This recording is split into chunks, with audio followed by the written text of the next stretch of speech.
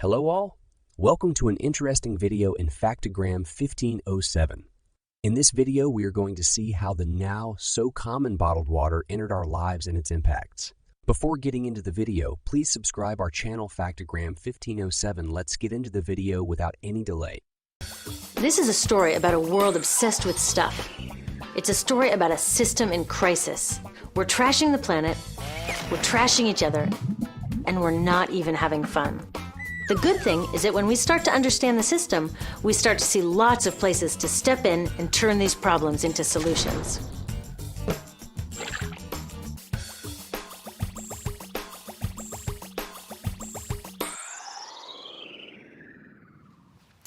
One of the problems with trying to use less stuff is that sometimes we feel like we really need it.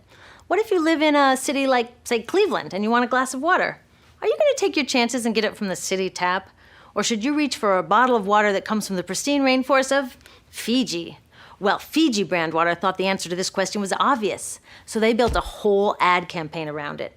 It turned out to be one of the dumbest moves in advertising history. You see, the city of Cleveland didn't like being the butt of Fiji's jokes, so they did some tests, and guess what?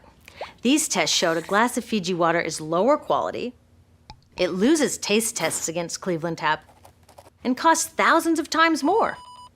This story is typical of what happens when you test bottled water against tap water. Is it cleaner? Sometimes, sometimes not. In many ways, bottled water is less regulated than tap. Is it tastier? In taste tests across the country, people consistently choose tap over bottled water. These bottled water companies say they're just meeting consumer demand. But who would demand a less sustainable, less tasty, way more expensive product, especially one you can get for almost free in your kitchen? Bottled water costs about 2,000 times more than tap water. Can you imagine paying 2,000 times the price of anything else? How about a $10,000 sandwich? Yet people in the US buy more than 500 million bottles of water every week. That is enough to circle the globe more than 5 times. How did this come to be? Well, it all goes back to how our materials economy works, and one of its key drivers, which is known as manufactured demand. If companies want to keep growing, they have to keep selling more and more stuff. In the 1970s, giant soft drink companies got worried as they saw their growth projections starting to level off. There's only so much soda a person can drink. Plus, it wouldn't be long before people began realizing that soda is not that healthy and turned back to, gasp, drinking tap water. Well, the companies found their next big idea in a silly designer product that most people laughed off as a passing yuppie fad.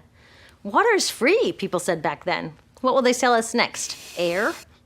So how do you get people to buy this fringe product? Simple. You manufacture demand. How do you do that? Well, imagine you're in charge of a bottled water company. Since people aren't lining up to trade their hard-earned money for your unnecessary product, you make them feel scared and insecure if they don't have it. And that's exactly what the bottled water industry did. One of their first marketing tactics was to scare people about tap water with ads like Fiji's Cleveland campaign. When we're done, one top water executive said, tap water will be relegated to showers and washing dishes. Next, you hide the reality of your product behind images of pure fantasy. Have you ever noticed how bottled water tries to seduce us with pictures of mountain streams and pristine nature? But guess where 1/3 of all bottled water in the US actually comes from? The tap. Pepsi's Aquafina and Coke's Dasani are 2 of the many brands that are really filtered tap water. But the pristine nature lie goes much deeper. In a recent full-page ad, Nestle said, bottled water is the most environmentally responsible consumer product in the world. What? They are trashing the environment all along the product's life cycle. Exactly how is that environmentally responsible? The problems start here with extraction and production, where oil is used to make water bottles.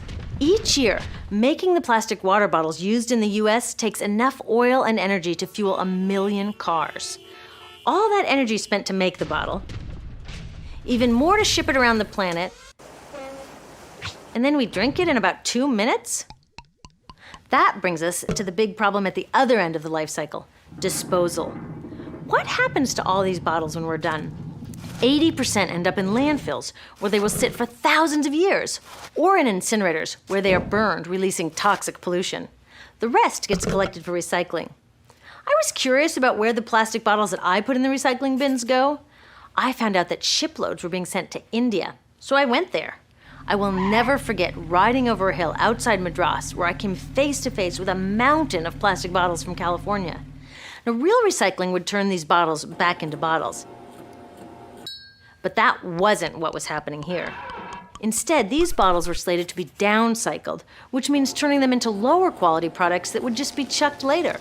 The parts that couldn't be downcycled were thrown away there, shipped all the way to India just to be dumped in someone else's backyard. If bottled water companies want to use mountains on their labels, it would be more accurate to show one of these mountains of plastic waste. Scaring us, seducing us, and misleading us.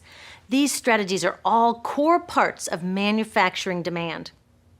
Once they've manufactured all this demand, creating a new multi-billion-dollar market, they defend it by beating out the competition. But in this case, the competition is our basic human right to clean, safe drinking water. Pepsi's vice chairman publicly said, "The biggest enemy is tap water." They want us to think it's dirty and bottled water is the best alternative. In many places, public water is polluted, thanks to polluting industries like the plastic bottle industry. And these bottled water guys are all too happy to offer their expensive solutions, which keep us hooked on their products. It is time we took back the tap. That starts with making a personal commitment to not buy or drink bottled water unless the water in your community is truly unhealthy. Yes, it takes a bit of foresight to grab a reusable bottle on the way out, but I think we can handle it. Then take the next step. Join a campaign that's working for real solutions, like demanding investment in clean tap water for all. In the US, tap water is underfunded by $24 billion, partly because people believe drinking water only comes from a bottle. Around the world, 1 billion people don't have access to clean water right now. Yet cities all over are spending millions of dollars to deal with all the plastic bottles we throw out. What if that money was spent improving our water systems, or better yet, preventing pollution to begin with? There are many more things we can do to solve this problem. Lobby your city officials to bring back drinking fountains. Work to ban the purchase of bottled water by your school, your organization, or entire city. This is a huge opportunity for millions of people to wake up and protect our wallets, our health, and the planet. The good news is it's already started. Bottled water sales have begun to drop while business is booming for safe, refillable water bottles. Yay! Restaurants are proudly serving tap, and people are choosing to pocket the hundreds or thousands of dollars they would otherwise be wasting on bottled water. Carrying bottled water is on its way to being as cool as smoking while pregnant. We know better now. The bottled water industry is getting worried because the jig is up. We are not buying into their manufactured demand anymore. We will choose our own demands, thank you very much, and we're demanding clean, safe water for all. It's time for realization. Let's avoid bottled water usage as much as possible. Hit the like button and share this video to your family and friends. Let me know your thoughts and comments. And please subscribe to the channel FactGram 1507.